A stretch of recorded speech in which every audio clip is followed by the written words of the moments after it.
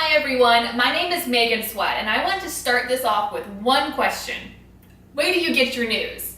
If you're like most people, probably a wide variety of sources. You've got, the traditional newspaper, you've got TV, they're always airing 24/7 news coverage.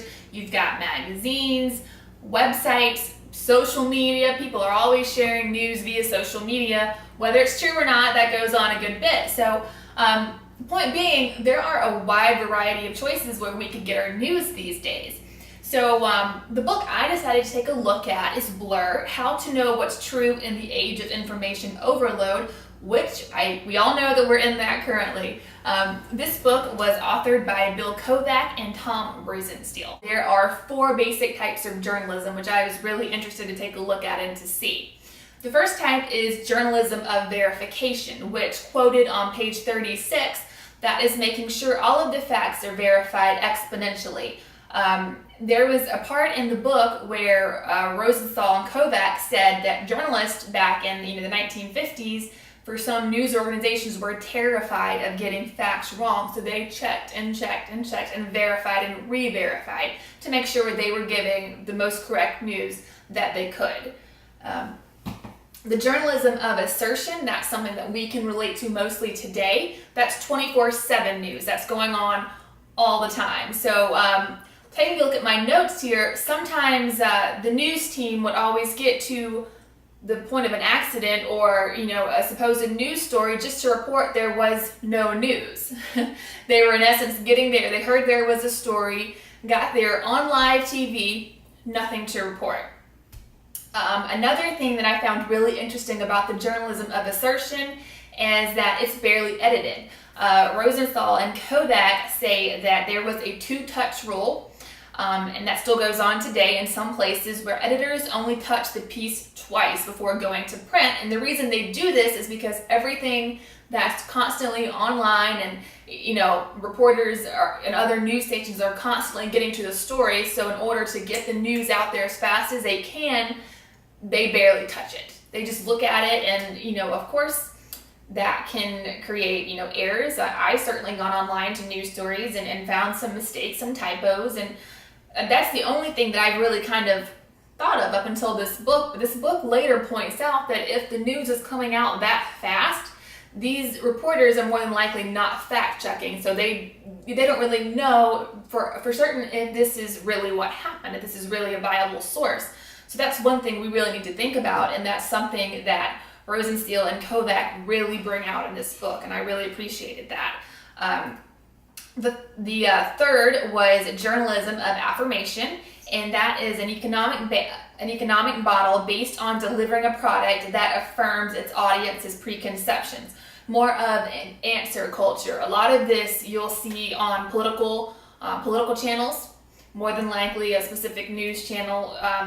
They can have a preconceived idea that they want to give to their audience, so they're kind of answering to the audience. Another thing that came to my attention when I was reading this chapter on affirmation is I automatically thought of Nancy Grace.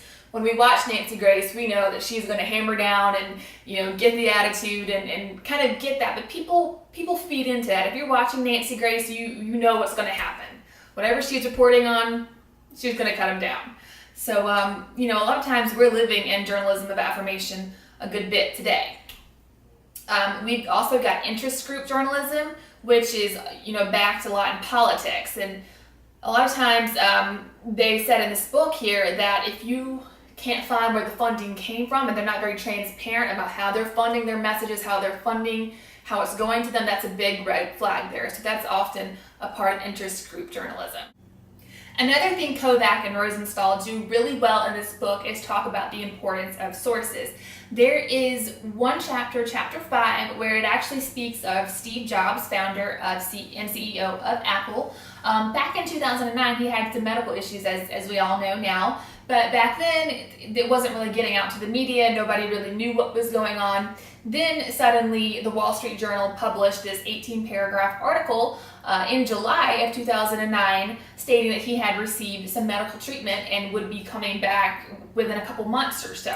Now, the interesting thing about that piece of information is that they didn't cite anybody. They didn't have any sources. They used what was called as the voice of God, as Rosenthal and Kovacs said here. So I guess there could be several reasons why they did that.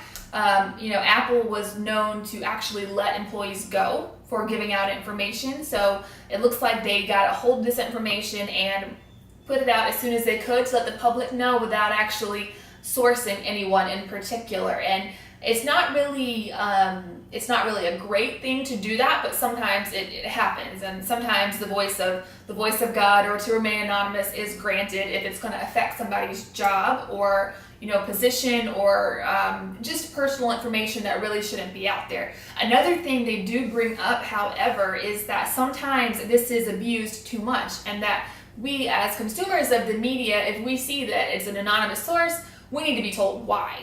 We need to question why it's anonymous. What was their reason for remaining anonymous, if we can actually use it as a verifiable source?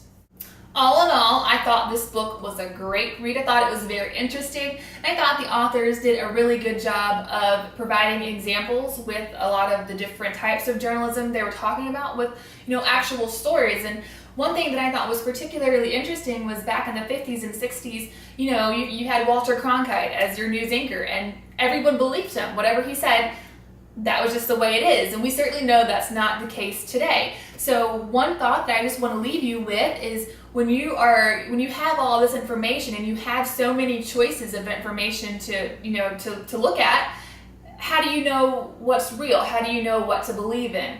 Our advice, especially with the authors, and I agree with them, is to be your own editor. Make sure that you're looking at a variety of sources. Make sure that their sources that they're using in their articles are verified. And overall, be a very knowledgeable consumer.